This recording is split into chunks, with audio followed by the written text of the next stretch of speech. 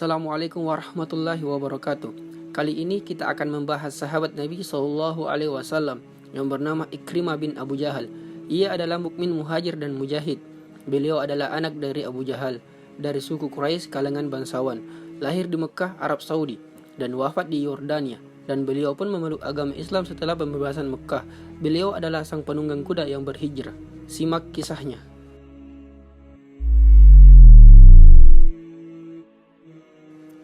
Ikrimah bin Abi Jahal. Ketika usianya memasuki 30 tahun dan sewaktu Nabi SAW mulai mendakwahkan kebenaran dengan terang-terangan, pada masa itu dia adalah anggota suku Quraisy yang nasabnya terpandang dan yang paling banyak harta. Sudah sepantasnya dia memeluk Islam sebagaimana para sahabatnya seperti Sa'ad bin Abi Waqqas, Mus'ab bin Umair dan lain-lain, dan termasuk anak-anak orang terpandang di Mekah. Lalu siapakah ayahnya? Kalau Anda tahu, dia adalah tokoh Mekah yang paling bengis, pemimpin kaum musyrik nomor wahid. Penyiksaan dengan perbuatannya itu Allah menguji iman kaum mukmin dan mereka terbukti tegar menghadapinya. Lewat makarnya, Allah menguji kesetiaan kaum mukmin dan ternyata mereka benar-benar setia. Dialah Abu Jahal, itulah ayahnya. Sedangkan Ikrimah bin Abu Jahal al-Maksumi adalah anggota suku Quraisy yang pemberani dan salah seorang tokoh penunggang kuda yang terpandang. Ikrimah bin Abu Jahal merasa harus menuruti kepemimpinan ayahnya untuk memusuhi Muhammad SAW, sehingga dia sendiri begitu benci kepada Rasulullah SAW. Ketika ayahnya memimpin pasukan kaum musyrik dalam perang Badar, dia bersumpah kepada Latta dan Uzza bahwa dia tidak akan kembali ke Mekah kecuali Muhammad sudah kalah. Dia sempat menginap di Badar selama 3 hari dan menyembelih unta, meminum khamar dan menikmati musik yang dimainkan oleh para pemusik. Tatkala Abu Jahal memimpin peperangan ini, Ikrimah anaknya menjadi pegangannya tempat dia bersandar dan menjadi tangannya tempat dia berpegang. Namun Latta dan Uzza tidak menjawab seruan Abu Jahal lantaran keduanya tidak dapat mendengar, keduanya tidak sanggup menolong Abu Jahal karena mereka tidak kuasa melakukan apapun. Akhirnya Abu Jahal tewas di Badar dan anaknya Ikrimah menyaksikan peristiwa itu dengan kedua matanya. Tombak-tombak prajurit muslim menumpahkan darahnya. Ikrimah mendengar pula dengan kedua telinganya saat Abu Jahal mengembuskan napas terakhir yang membuat mulutnya menganga. Ikrimah kembali ke Mekah sesuai meninggalkan mayat pemimpin bangsa Quraisy tersebut di Badar. Kekalahan telah mengantarkan dirinya sehingga dia tidak dapat membawa mayat ayahnya kembali ke Mekah. Sejak hari itu, Ikrimah bin Abu Jahal berpandangan lain tentang Islam. Dia begitu benci kepada Islam karena dendam atas kematian ayahnya, dan hari ini dia akan membalaskan dendamnya. Itu sebabnya Ikrimah dan beberapa orang yang ayah mereka tewas pada perang Badar menyalakan api permusuhan di dada kaum musyrik guna melawan Muhammad SAW.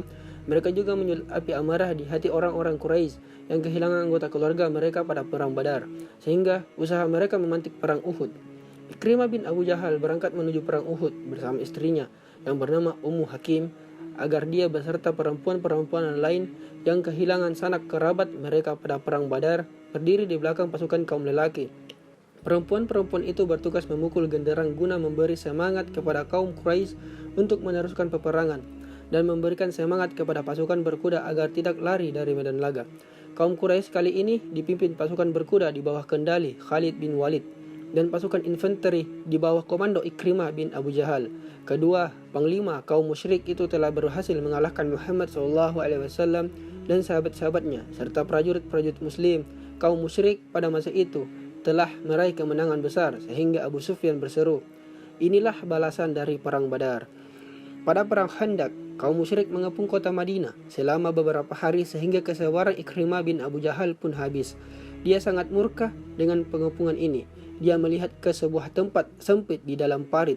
Dia memaksakan kudanya untuk masuk ke dalamnya sehingga dia dapat menerobos. Kemudian di belakangnya menyusul ikut menerobos serombongan orang yang sedang bertualang, dan salah satu korbannya ialah Amr bin Abduwuddin al-Amiri. Amr bin Abduwuddin al-Amiri al-Quraisy adalah penunggang kuda terkenal di zaman jahiliyah. Ketika dia menerobos Khandaq, dia dihadang Ali bin Abi Thalib sampai akhirnya dia tewas terbunuh. Pada hari penaklukan kota Mekah, kaum Quraisy berpendapat bahwa mereka tidak mampu melawan Muhammad dan sahabat-sahabatnya. Mereka memutuskan untuk membiarkan Muhammad memasuki kota Mekah. Mereka menderita akibat keputusan yang mereka ambil setelah mereka tahu bahwa Rasulullah SAW memerintahkan para panglima muslim untuk tidak memerangi penduduk Mekah kecuali jika para penduduknya melakukan penyerangan. Namun Ikrimah bin Abu Jahal dan beberapa orang lainnya tidak sepakat dengan keputusan kaum Quraisy ini. Mereka berani menghadapi pasukan besar ini. Maka Khalid bin Walid menyerang kaum muslimin dalam sebuah perang kecil, yang mana terbunuh beberapa orang dari mereka, dan akhirnya mereka memutuskan untuk melarikan diri selagi memungkinkan. Salah seorang dari mereka yang berhasil lolos ialah Ikrimah bin Abu Jahal. Pada waktu itu Ikrimah merasa menyesal. Mekah kini sudah takluk di tangan kaum muslimin. Rasulullah SAW telah memaafkan seluruh kesalahan kaum Quraisy yang pernah mereka lakukan kepada beliau dan sahabat-sahabatnya. Namun ada beberapa orang yang tidak dimaafkan oleh Rasulullah SAW. Beliau memerintahkan pada sahabat untuk membunuh orang-orang tersebut, walaupun mereka mendapati mereka sedang berada di bawah tombak Ka'bah. Salah seorang dari mereka ialah Ikrimah bin Abu Jahal. Itulah sebabnya dia menyusup dengan sembunyi-sembunyi untuk keluar dari Mekah, dan dia hendak pergi melarikan diri ke Yaman, sebab ia tidak menemukan tempat perlindungan lainnya kecuali di sana.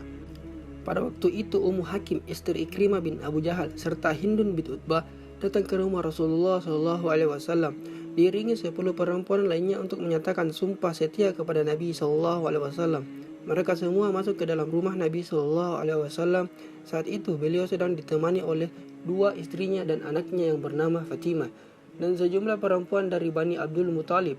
Maka Hindun yang pada kesempatan itu mengenakan nikab angkat suara, "Ya Rasulullah, segala puji bagi Allah yang sudah memenangkan agamanya yang dipilihnya, dan aku berharap kau dapat memperlakukan aku dengan baik karena adanya hubungan kekeluargaan di antara kita. Sekarang aku adalah perempuan yang beriman dan membenarkan ajaran agama ini." Lalu dia menyikap nikab dan berkata, "Aku Hindun binti Utbah, wahai Rasulullah." "Selamat datang," sahut Rasulullah SAW. Hindun meneruskan, "Demi Allah, ya Rasulullah, tidak ada satupun di muka bumi ini rumah yang lebih kusukai untuk merendahkan diri kecuali rumahmu ini. Dan aku tidak ingin rumahku dan semua rumah di muka bumi ini lebih mulia dari rumahmu. Ada lagi yang mau menambahkan?" tanya Rasulullah SAW. Ummu Hakim, istri Ikrimah bin Abu Jahal yang telah masuk Islam, berdiri. Dia berkata, "Ya Rasulullah, Ikrimah sudah lari dari dirimu menuju Yaman karena takut akan kau bunuh. Beri dia rasa aman, semoga Allah memberikan keamanan kepadamu." "Dia sekarang sudah aman," sahut Rasulullah SAW. Kemudian Ummu Hakim keluar dari rumah Rasulullah setelah mengajukan permohonan.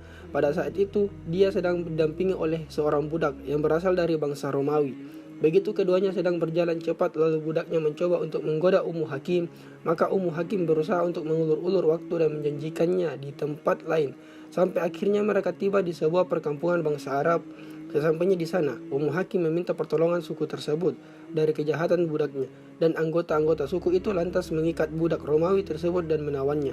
Ummu Hakim meneruskan perjalanan hingga dia berjumpa dengan Ikrimah di tepi pantai di daerah Timaha. Pada waktu itu Ikrimah sedang mengobrol dengan seorang nelayan muslim di atas perahunya. Nelayan itu berkata kepada Ikrimah, "Menyerahlah, sehingga aku dapat membawamu turut serta." "Bagaimana aku melakukannya?" tanggap Ikrimah. "Ucapkan bahwa aku bersaksi tiada Tuhan selain Allah dan bahwa Muhammad adalah utusan Allah." Jawab si nelayan, "Aku kabur ke sini karena kalimat itu," balas Ikrimah.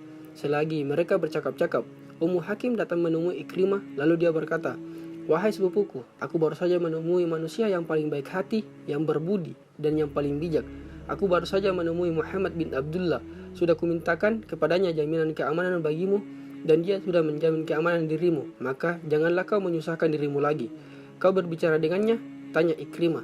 "Benar, aku sudah berbicara dengannya, dan dia menjamin keamananmu," jawab Ummu Hakim. Ummu Hakim tak henti-henti meyakinkan dan menenangkan Ikrimah sehingga dia mau ikut pulang bersama Ummu Hakim. Di tengah jalan, Ummu Hakim menceritakan kepada Ikrimah kisah budaknya yang berbangsa Romawi dan apa yang telah dilakukan sang budak kepada dirinya.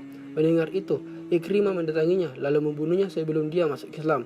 Ketika keduanya singgah di suatu tempat, Ikrimah merasa berhasrat kepada istrinya dan dia ingin bersenggama dengannya.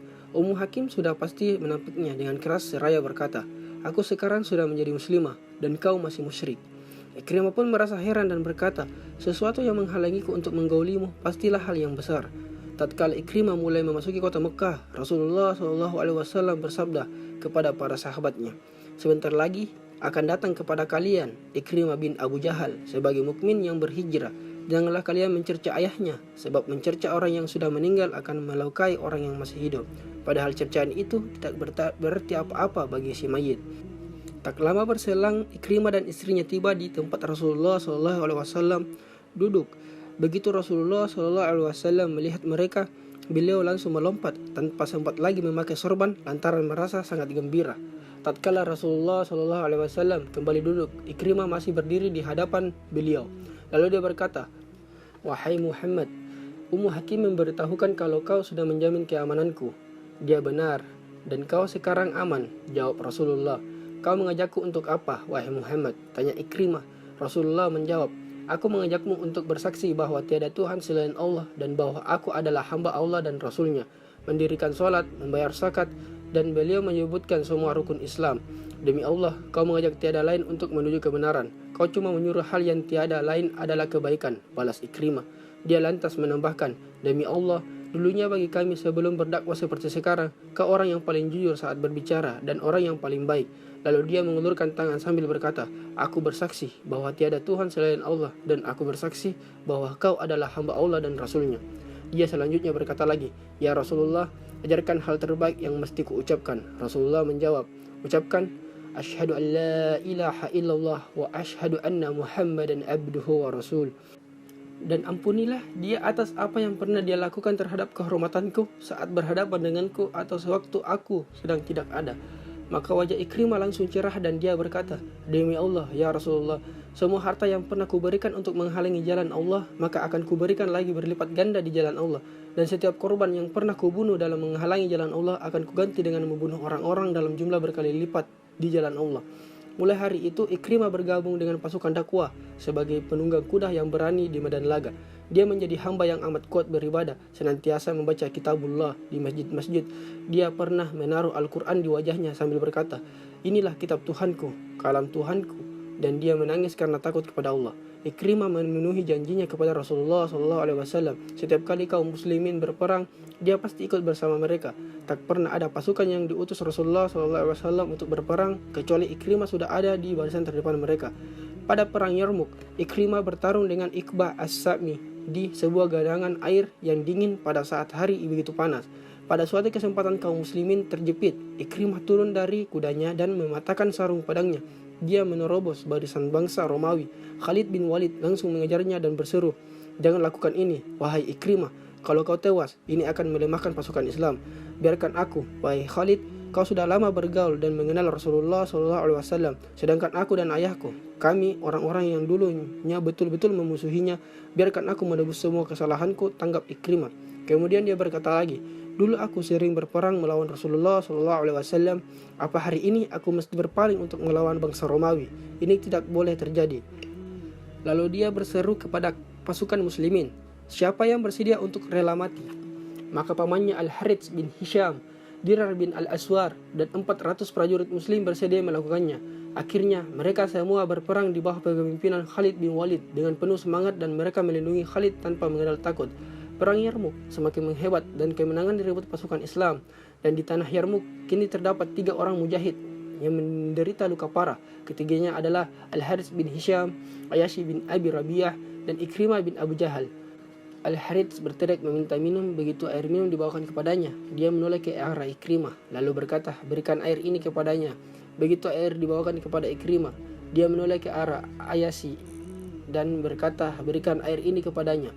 Begitu mereka membawakan air kepada Ayashi, rupanya Ayashi sudah gugur. Ketika mereka kembali mendekati Al-Harits dan Ikrimah, rupanya keduanya pun sudah tak bernyawa. Semoga Allah Subhanahu wa Ta'ala meridhai mereka semua dan memberi mereka minuman dari telaga Al-Kautsar sehingga tak pernah merasakan haus lagi untuk selamanya, dan menganugerahi mereka dengan taman Firdaus sebagai tempat tinggal mereka. Demikianlah video sahabat Nabi Muhammad SAW yang bernama Ikrimah bin Abu Jahal. Semoga video ini bermanfaat dan jangan lupa klik tombol subscribe dan aktifkan notifikasi lonceng agar dapat notifikasi video terbaru dari kami. Wassalamualaikum warahmatullahi wabarakatuh.